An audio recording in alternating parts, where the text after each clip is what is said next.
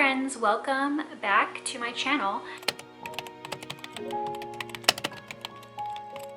I wanted to take a minute and just talk about my favorite books of 2023. I did a video like this at the end of last year or at the end of 2022, and I just wanted to do it again. So these are my top 10 books of 2023. I actually had a ton of 5-star reads, but I didn't want to talk about all of them because it was like a list of 30 books, so I narrowed it down to my top 10 and with a few exceptions. And the first exception is Strange the Dreamer, the duology, so that's 2 books.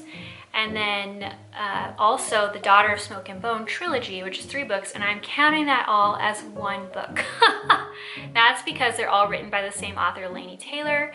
I had the same vibe in both sets of books. The first one is about, the Strange the Dreamer set is about Laszlo, and he wants to uncover the mystery of this lost, mystical, mysterious city called Weep. And he's an orphan who has grown up in a library basically, and he works in the library and he hasn't really known any other life, and he gets the opportunity to go and try and find this lost city and figure out the mysteries about this city, and maybe uncover some mysteries about himself in the process. Also, the Daughter of Smoke and Bone trilogy is kind of the same thing. It's an orphan. She's an art student living in Prague, and she has kind of like a found family, which are not, well, she has one really good human friend, but her found family are not necessarily human. And a strange figure ends up coming into her life, and he holds the answers to some of the questions she has about who she is. And the question is does she really want to know? Both books were all these books together as one. Just knocked my water over. All of these books together as one were amazing. The writing was perfection. I absolutely loved it. It was so prosy, and the way that Laini Taylor puts words together blows my mind. Everything was just so beautiful and so poignant and heartbreaking. It's one of those stories where you don't want to keep reading it because you don't want any harm to come to these characters, because you know that bad things are going to happen, but at the same time you can't stop reading because the story is that good. So anyways, I highly recommend the Strange the Dreamer duology and the Daughter of Smoke and Bone trilogy. I do intend to add both of those sets to my personal library. I read them all on my Kindle and listened to them on Audible, and I liked them enough that I also want to buy them as physical books, which I'm waiting. We're moving this summer. Side note, we're moving this summer, and I don't want to buy a bunch more books before we move. So I've got that written down in my reading journal so that I remember to buy those later. So the next book that I wanted to talk about is the only other exception, and that is the We Hunt the Flame duology. So I have both of these. I think this is one of those situations where I might have bought both books before I had even read one of them, because I assumed I was gonna like them, and I was not wrong. These are so good. They're written by Hafsah Faisal. I think that's how you say her last name. And at first it took me a little while to get into it because a lot of the terms were words that I'd never heard before, spellings that I wasn't familiar with, but once I got a few chapters into it and got the gist of the lingo, I really got into it. This is about a girl named Safira. Her city is on the brink of starvation. She's literally saving her town by going into this cursed forest and hunting and bringing her kills home to feed everybody. And the big problem with this is that she is a girl, and girls in her society are not supposed to be hunters, so she has to pretend to be a boy when she's out hunting, and she can't let anyone know that she's a girl, and she really resents that. Like, she is responsible for keeping this village alive basically, and they can't even, if they found out she was a woman, it would just be tragic for her and for them because they wouldn't have a source of food anymore, and she really resents that. And then it's also about a young man named Nasir, who is the Prince of Death, and he really resents not being allowed to show any compassion or else it's used against him. So he's had to really harden himself. And both of them are sent on this kind of secret mission to go into this cursed forest and bring back this ancient relic that's supposed to help save the kingdom from this curse that has occurred. Severa sent in to find the relic to help save everyone and save her town. Sierra sent in to also find the relic, but also to kill the hunter. So that's where we're at in this story. And it was just the character building. The writing of these characters is so stunning. I loved every single character in this book, obviously other than the evil characters. But I don't know, I just loved them so much. I loved the relationship with them and other characters, and I can't say too much because it's going to be spoilers, but the writing was amazing. The story was amazing. It was unique. It was not like any story I had ever read. Perfect, like a duology is not too much of a commitment, and the story was perfect. I don't want any more, I don't want any less. It was beautiful. Got it? That was a 5-star read. It is a young adult. The author is coming out with a new book this month, which is called Tempests of Tea.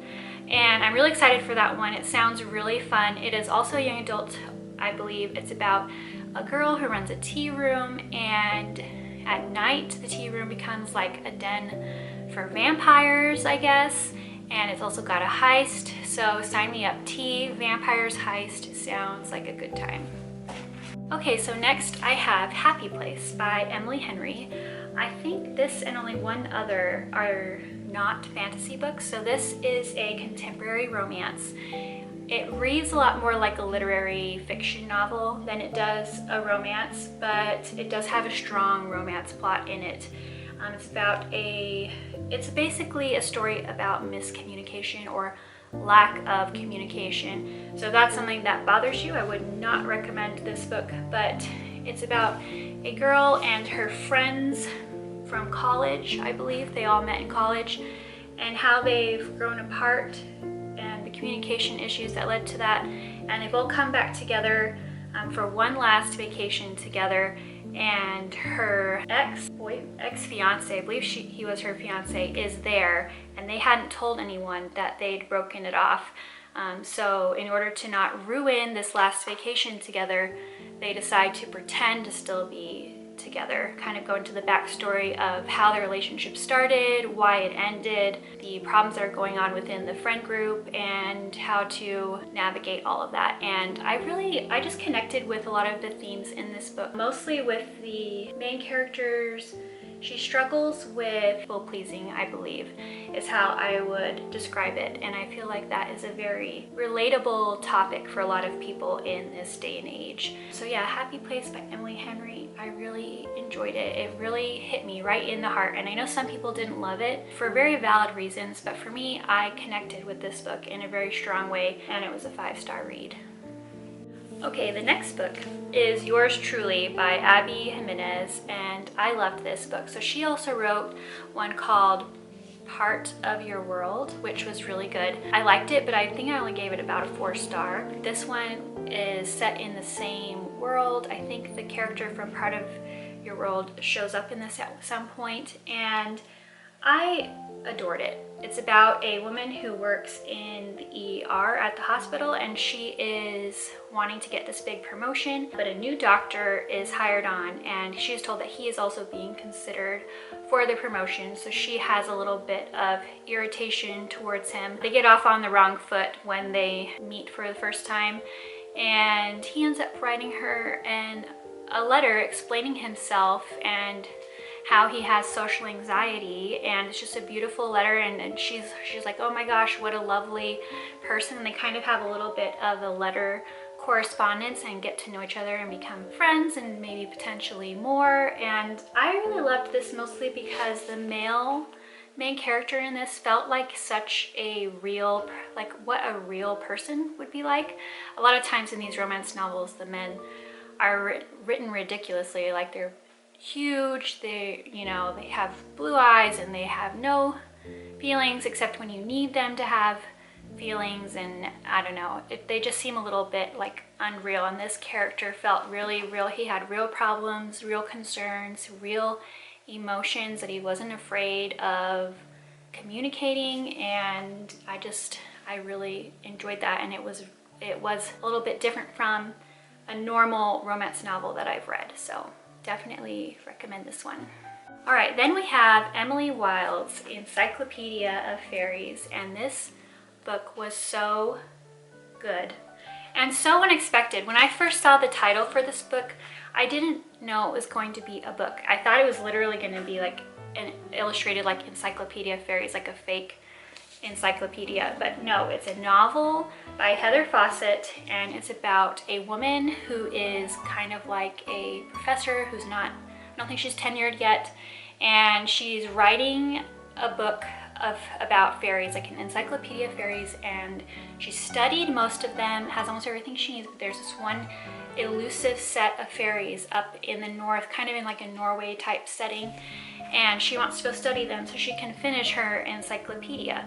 And so she travels up there, but she runs into some trouble because she's a little bit not socially adept. She's very much an introvert. She doesn't understand how to talk to people and communicate with people in a way that will make them feel warm towards her. So she is struggling a little bit with getting help from the villagers in her research because she really needs some background info to know what she's dealing with. And then her colleague from the university, who is a tenured professor, shows up, and she is really irritated by this. She kind of feels like he is encroaching on her territory, but she grudgingly accepts his help, and he is a huge socialite and helps her with the villagers. And it's just a lovely story. There is tiniest bit of romance in this, kind of towards the end, and it's really fun. I really loved it. I loved how it kind of stuck with the more mischievous nature of fairies, how they're kind of scary to encounter because they don't make decisions the same way you and I do. But this is very good. The sequel is coming out this year, and I'm really excited for it. Okay, I don't have too much to say about this one because it's been out for a long time, and I think a lot of people who read in the fantasy realm of things have heard of this. It's called The Raven Boys. It's by Maggie Steifvater? I'm not sure how you say her last name, I apologize. But it's about a girl who lives in a family of like psychic women, and she finds out that whoever she kisses, if it's her true love, they're going to die. And there's this whole mystery that comes up with these boys that attend this particular school, and she's trying to figure out the mystery of these boys, and they have their own mystery that they're solving. And it's very, I don't know how to explain it. The writing is so good. It's very rich and prosy, and same as Laini Taylor, like the way she puts words together is so beautiful. I definitely think that this book is more of a vibe than a plot. I mean, there is a plot there, but it's really more for the experience, I guess, of the book. I mean, I haven't read the rest of the series yet, but I really want to. I mean, I've had this on my shelf for a long time, and the reason I hadn't picked it up yet because I was wary about starting a new series because I am in the middle of so many of them, but I'm glad that I did, and I guess I have another series that I'm working on now. Okay, this next one is by Holly Black. It's The Stolen Heir. It is a duology. It's set in the same world as her The Cruel Prince series, which I also read. I liked it, but I didn't love it. The characters were a little questionable to me, but I loved the characters in this. I loved the main female character, absolutely. She's kind of in a changeling situation. She's a fairy. She grew up in the human world, and she is basically forced to go back to the fairy world, and she does not want to be there, and she gets into a adventure with the prince of the fairies. Reluctantly is going along with it. It was a good story. I don't want to reveal too much because I don't want to give any spoilers, because I went into this like not knowing anything, and it was so good. Also very vibes heavy.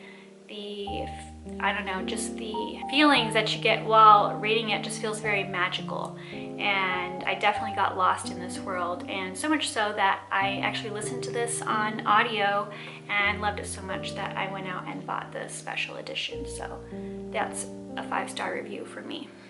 Okay, only 2 more books. This one is Tress of the Emerald Sea by Brandon Sanderson. This was the first of his Secret Projects series that he did last year. He did a series of 4 books in 1 year. And I actually read this very close to the beginning of the year and I absolutely loved it. It is a very magical story about a girl that's not interested in going on an adventure. She just wants to stay home and cook and do her thing, but she falls in love with a boy on the island who has to leave because his father wants him to marry like nobility, but he promises that he's going to make sure none of these women want to marry him, and he writes her letters and sends her, she collects cups, so he sends her cups, and then one day the letters stop coming and she finds out that he's gone missing. No one seems interested in figuring out what happened to him, so she decides that she's going to have to rescue him, basically. So she sets off on this adventure in this really interesting world where the oceans are not anything like our oceans. They're very interesting and very dangerous. And I think Brandon Sanderson said that he wrote this book kind of with the idea of what would the Princess Bride have been if Buttercup had been rescuing Wesley, basically. And it definitely had those vibes, and Princess Bride is one of my favorites, so I really, really enjoyed this book and I highly recommend it. Okay, and last but not least is Hellbent by Leigh Bardugo. This is the second book in a duology. It might become a trilogy, but so far it's just a duology. The first book, Ninth House, when I heard the synopsis, I was like, ugh, I don't think I'm gonna like this. It's kind of written more as an urban fantasy, so it's set in our world. It's set at, I believe, Yale University, and there's this fantastical element, these secret societies that use magic and operate on Yale campus. There's some kind of ley line situation that allows them to be able to access magic. And Alex, the main character, is brought in because she can see ghosts, and because of that she is a prime candidate for basically policing these secret societies. So there's a whole mystery that takes place in the first novel, and then the second novel is her trying to solve this secondary mystery that occurred in the first novel but never really got wrapped up. And it was amazing. Like I said, I didn't go into it thinking I was gonna like it, but by the end of Ninth House, I was hooked, and then Hellbent was just that much better. So the duology, I definitely recommend it as a duology, but Hellbent in particular was one of my top 5-star reads of 2023. So, Hellbent. All right, guys, that about wraps it up. Those are my top 10 books of 2023. I mean, I made it into 10 books in my brain, okay? I'm gonna go ahead and list in the description box below all of my 5-star reads, just in case you're curious. Obviously I had more than these 10, but I didn't want to make this video 1,000 hours long, and I thought 10 was a nice, good number to go with. But I would love to know what your favorite books of last year were, because I'm always looking to add to my to-be-read pile. So yeah, thank you so much for watching. I hope you're having a fantastic day, and I'll see you in my next video. Bye!